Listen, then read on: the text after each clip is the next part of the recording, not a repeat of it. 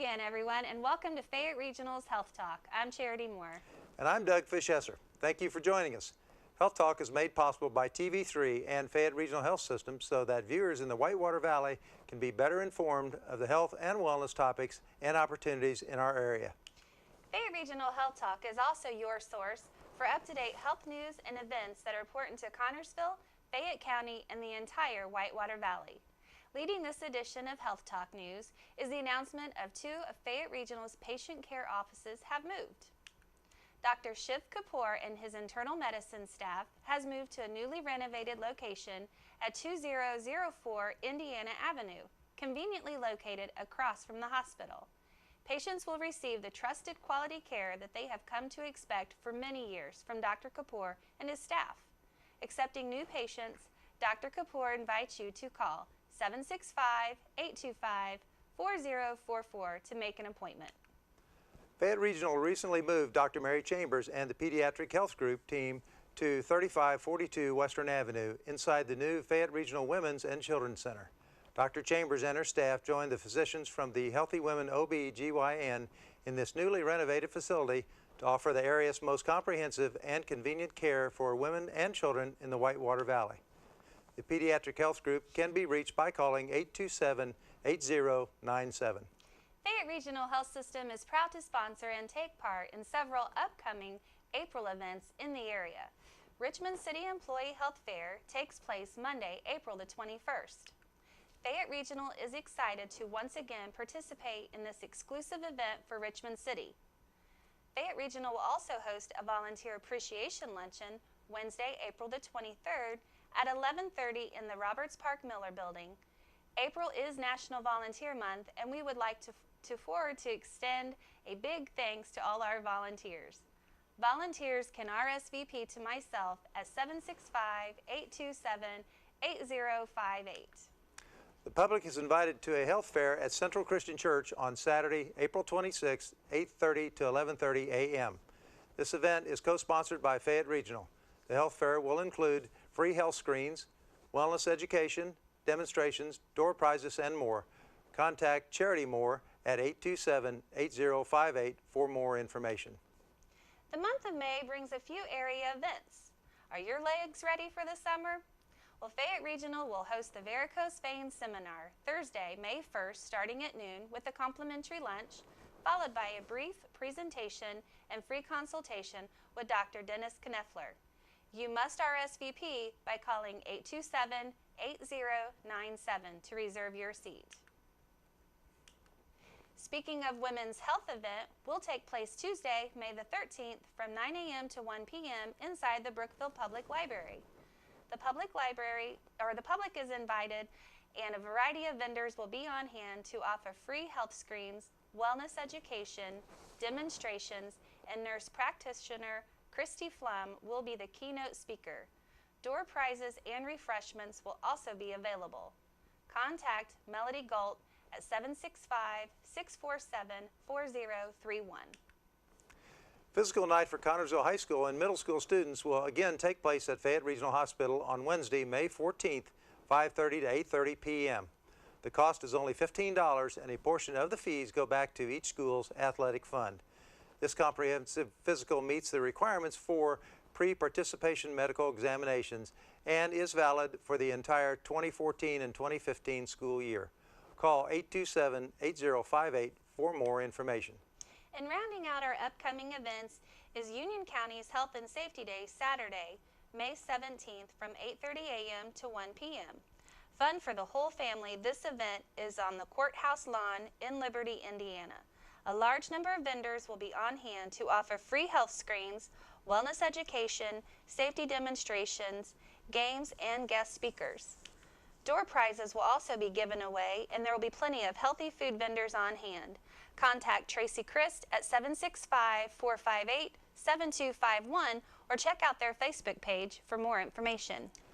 Finally, we would like to send out a big thank you to all our sponsors who supported Fayette Regional Foundation's Black and White Masquerade.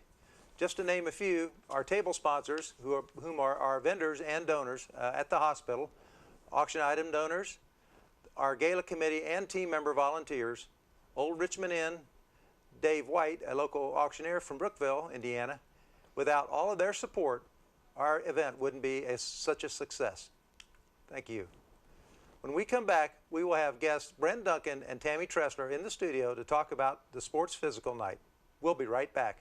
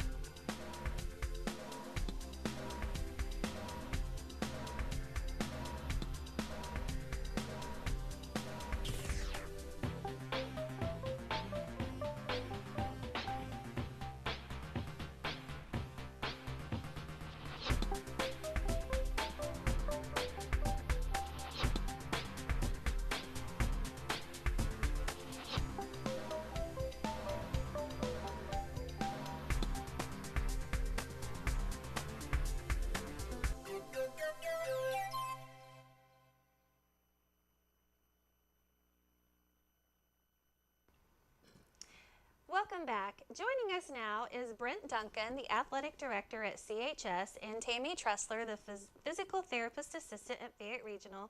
And they're here today to talk to us a little bit about Sports Physical Night and the partnership that we have with CHS, CMS, and Fayette Regional. Thanks for joining us. Thank you. Thank you for having us. Brent, I'm going to just go ahead and start with you.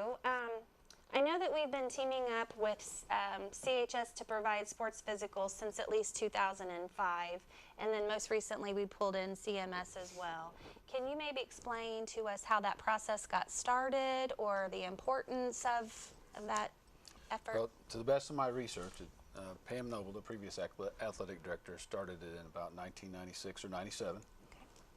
For a few years, it was just all held out to high school, and the doctors came out to the high school to do all the physicals and eye exams and everything else they do.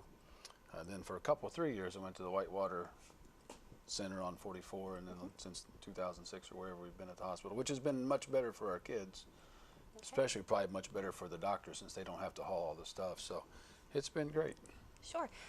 What is the importance of a student athlete having a physical? Is that something that's just required by the school for safety, or is there something bigger to that? No, to be able to participate in the IHSA, you have to have a physical on file along with insurance.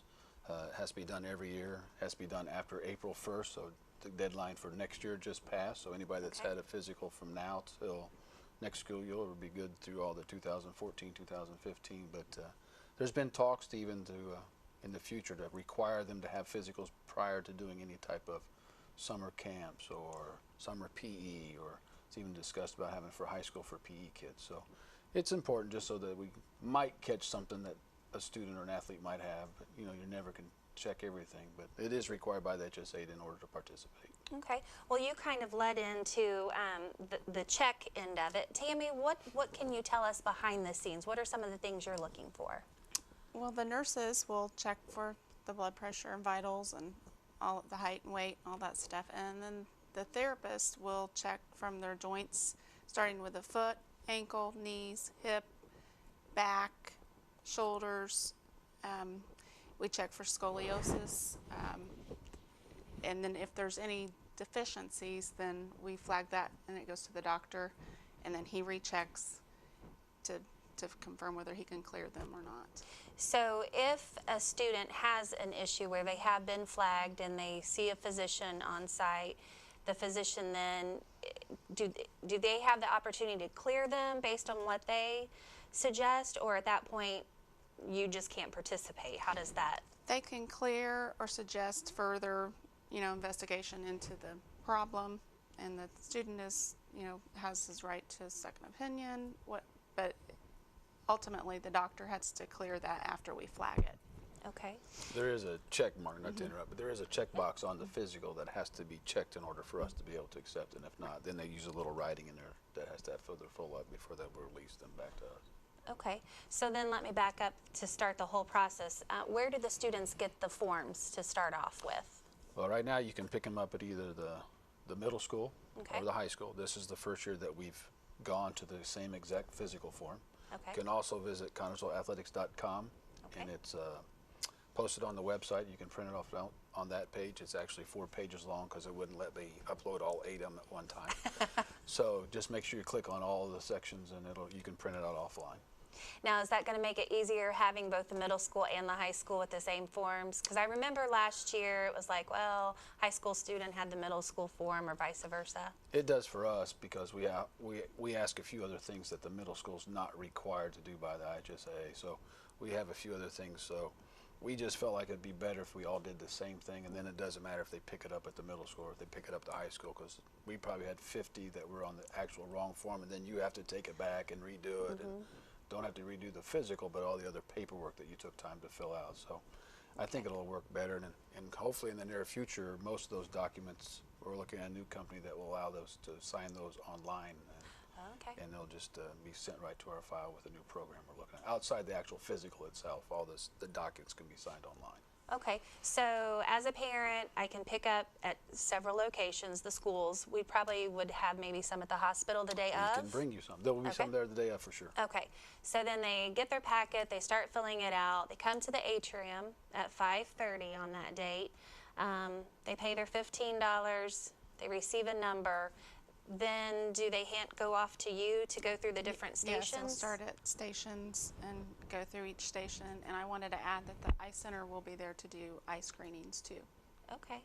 Now, once they've gone through the circle and everything's good to go, is this when they hand off the paperwork to their school? Yeah, there should be. I will be there, and my secretary, Wendy Sargent, will be there. There should be a representative from the middle school there. Okay. They hand us our forms. The middle school is a little different than the high school. The middle school still will give them a red card, which Okay. allows them to participate.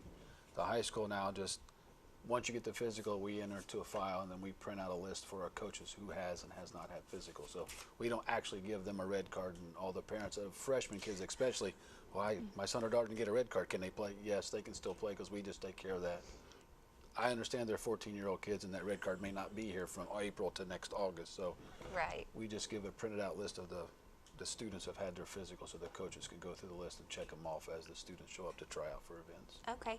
Now, you may not have the answer to this, but will the middle school have red cards there that day, or is this something that'll be given to them later? They normally, if I remember right, they normally will have them there that day. Okay.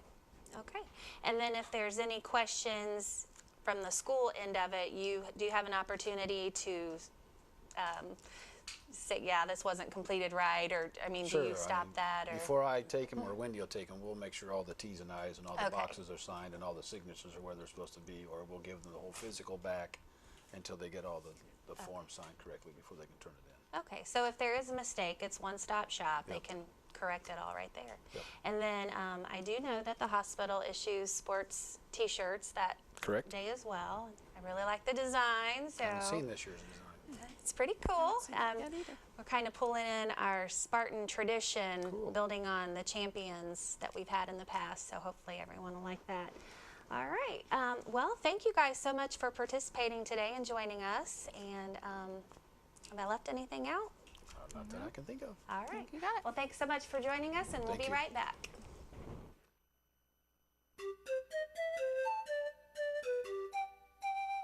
Fayette Regional is your community hospital, serving the local area for 100 years.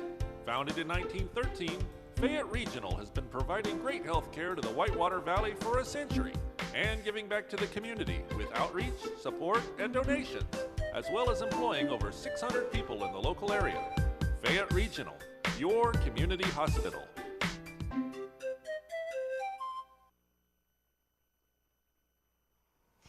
Hi, and welcome back. We would like to welcome Kathy Stevens to our studio. Kathy and Doug are going to give us a little bit of background into the volunteer program at Fayette Regional. Welcome, Kathy. Thank you, my pleasure. Doug, you're the foundation director and you oversee the volunteer group at the hospital. Can you give us a little history behind the volunteers and what roles they actually play and their focus on the auxiliary? Well, Charity, the auxiliary was formed back in 1958 by a lady named Velda Webster. She was the administrator at the Fayette Memorial Hospital at the time. She had long felt the need for an organization devoted to the interests of the hospital, one that would encompass all the women of the community who would be willing to dedicate themselves to help both physically and financially by their volunteer services.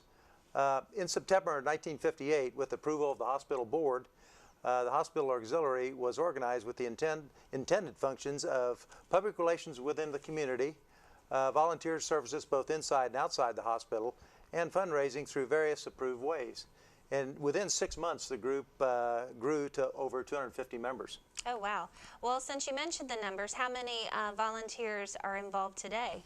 Well, we currently have about 120 members in the auxiliary and the volunteers, and about 80 of those are active. Of course, we usually add about 10 new members a year, and about the same number drop out. Okay. Well, can you give us a little idea of what they do in the daily activities at the hospital? Well, the volunteer group today has become a very vital part of our daily operation, supporting both hospital and patient needs.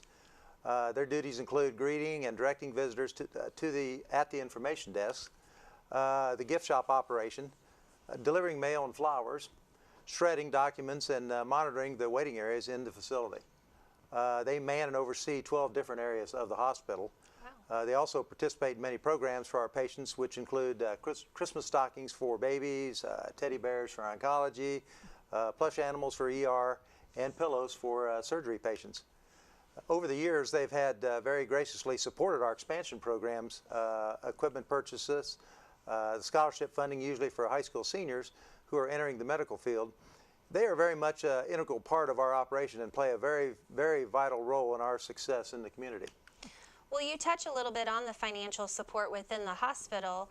The hospital did recently receive a sizable bequest from a former volunteer, and I know that we've talked about this person before, but you want to go ahead and remind us and tell us a little bit more about that? Back in 2011, the foundation received word from that the Sefton sisters were donating $500,000 to the hospital. Hilda Sefton had been a very active volunteer for over 30 years. She was recognized in September of 1996 for the most volunteer hours within the auxiliary at FRHS. She retired from volunteering in 2007 and had accumulated close to 14,000 hours at the hospital. Wow. At that point in time was the most of any volunteer over the years.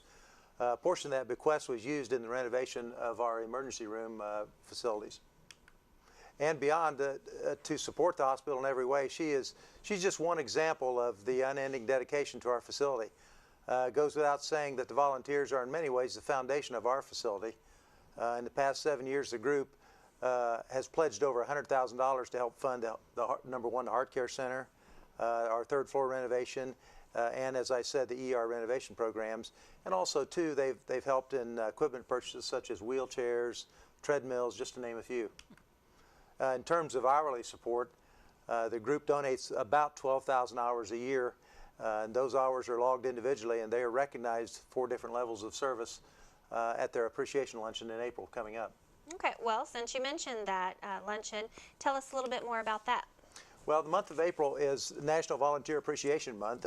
It's billed as Celebration Service nationwide, and it's about inspiring, recognizing, and encouraging people to seek out imaginative ways to engage in their communities.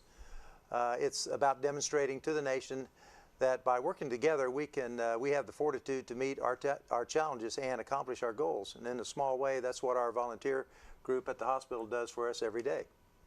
So how would a member of our community volunteer at the hospital? Well, that's pretty easy. First of all, drop by the foundation and see me or yourself if I don't happen to be in there, and pick up a volunteer packet. You'll need to fill out an application form. It's just a one-page form, and then take 2 TB tests a week apart.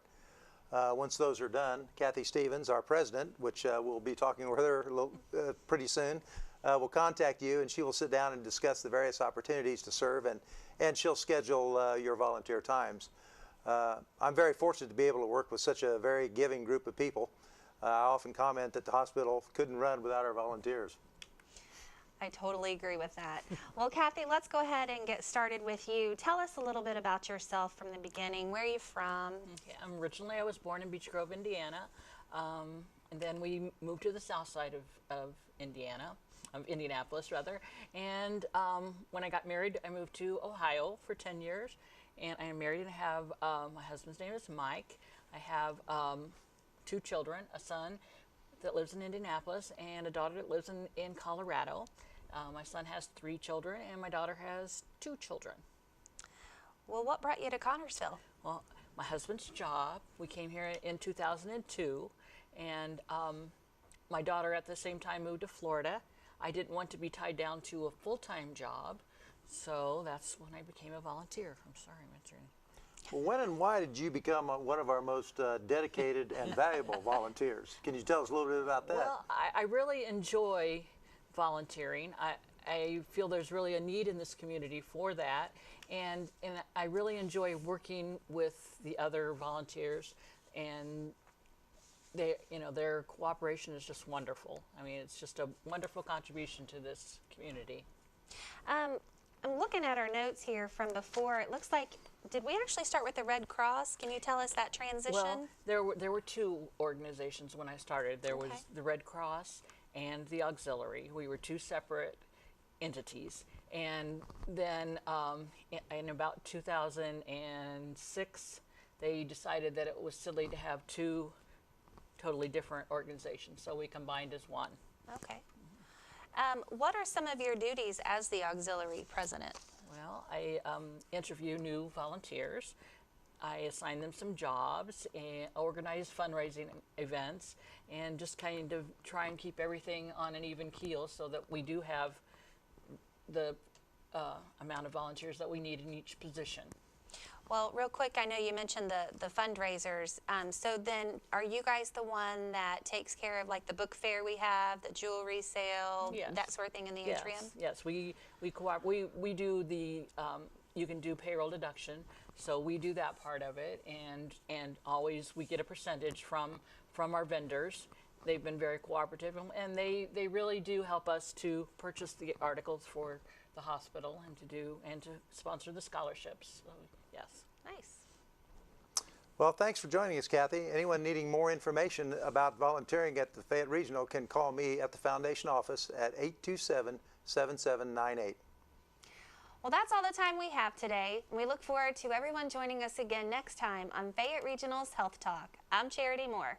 And I'm Doug Fischesser. Stay healthy, Connersville.